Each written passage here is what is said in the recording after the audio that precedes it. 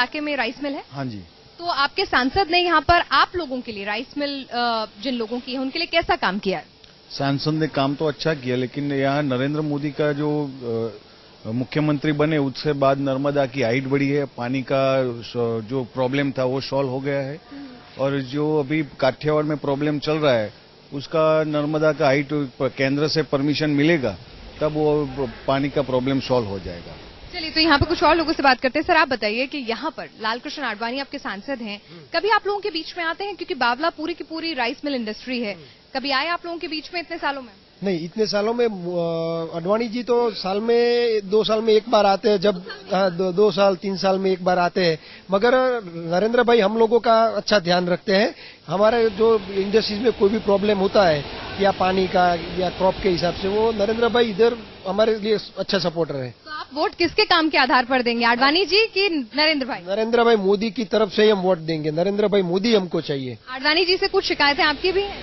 आडवाणी जी यहाँ पहले तो आते ही नहीं है, वो तो पहली शिकायत, हाँ पहली शिकायत यही है, यहाँ तो आते ही नहीं है। मैंने तो देखा है अभी 5 साल में, अभी 10 दिन पहले यहाँ बावला में आए थे। जो सिर्फ वोट मांगने आते हैं? सिर्फ वोट मांगने के लिए। तो यहाँ पर आडवाणी जी से कुछ शिकायतें हैं कि वो नजर नहीं आते हैं, लेकिन मोदी फैक्टर यहाँ पर आडवाणी जी के कामकाज पर भारी पड़ता हुआ नजर आ रहा है। और गांधीनगर में आडवाणी के संसदीय क्षेत्र में ही यहाँ पर मोदी के काम और मोदी के नाम का बोलबाला ज्यादा नजर आ रहा है।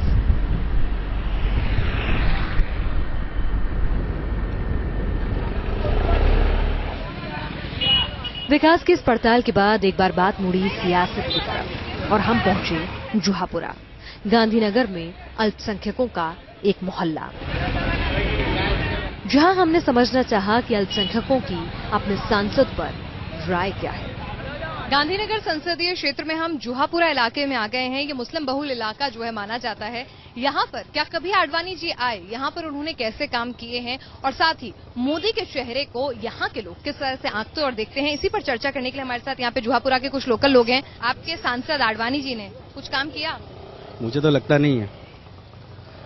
मैं मानता हूँ वहाँ तक कुछ वर्षों पहले यहाँ से एक रथ यात्रा की रैली निकाली थी, वो उनका पहला आना और छेला, उसके बाद से वो यहाँ आए नहीं है। नहीं आए? नहीं। कभी कोई सभा वगैरह कुछ नहीं किया? नहीं नहीं नहीं, नहीं किया। नहीं। आपको क्यों लगता है, क्यों नहीं करते हैं वो ऐसा? अब मुझे तो ऐसा लगता है कि जैसे ये पूरा जो इलाका है वो पूरा मुसलमानों का है 100%, और समझो कि बरसों से ये चला ही आ रहा है कि हमको इग्नोर किया जा रहा है, निगलेक्ट किया जा रहा है, और इसकी हमें आदत भी पड़ चुकी है। चलिए भाई, हमारा तो खुदा है, खुदा के भरोसे हम जी रहे हैं, और जो करता है वही करता है, और आगे भी जो करेगा वही करेगा। दुनिया से हमको कोई लेना देना नहीं। आज तक कोई भी जात का डेवलपिंग नहीं है, कोई जात का ध्यान नहीं, कोई भी नहीं है यहाँ पे। ये समझ लो कि लावारिस की तरह है यहाँ पे, अल्लाह भरोसे है, और अल्लाह ही चला रही है हमारे को, और आगे भी चलाएगा। 20 साल हो गए जुहापुरा के अंदर, ना तो कोई पानी कभी किसी को सही मिला हो है, ना किसी लाइट, ना रोडवेज लाइन, और हर जगह पर अंधेरा ही अंधेरा होता है, ना पानी की तकलीफ है।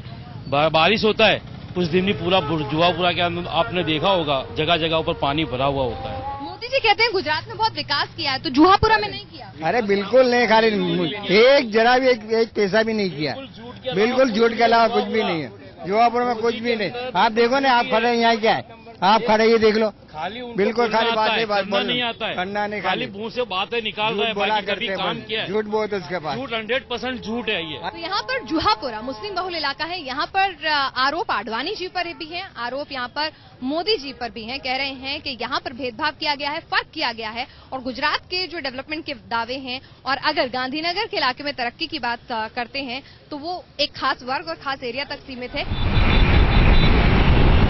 वहीं शहर के दूसरे इलाकों में भी आडवाणी पर कुछ और ही मत देखने को मिला।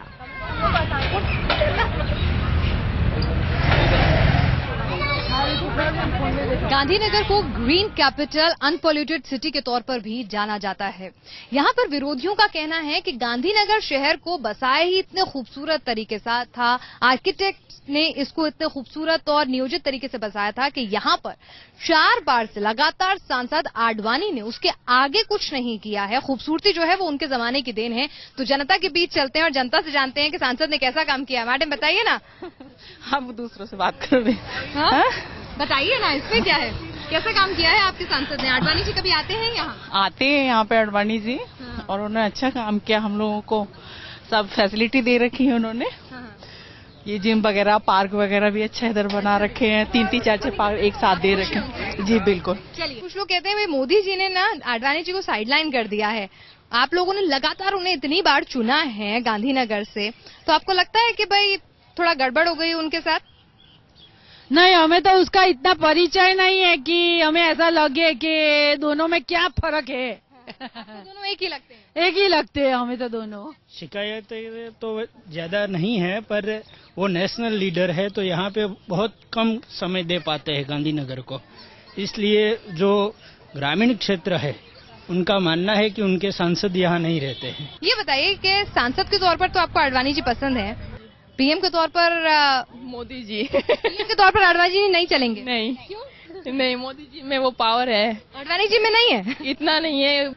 चलिए, तो यहाँ पर लोग कह रहे हैं कि सांसद आडवाणी से यहाँ पर लोगों को शिकायतें कम हैं, लेकिन मोदी में हुए नजर आ रहे हैं। उनको लगता है कि भाई यहाँ पर सांसद आडवाणी चलेंगे, लेकिन पीएम तो उन्हें मोदी जी ही पसंद है। अपने सफर में हमने गांधीनगर को बहुत करीब से देखा, गांधीनगर के मुद्दों को पहचाना, तो गांधीनगर के सियासी मूड के भी दीदार हुए, और इसी के साथ मिला गांधीनगर की इस प्रधानमंत्री 25 का अपना आखिरी पड़ाव।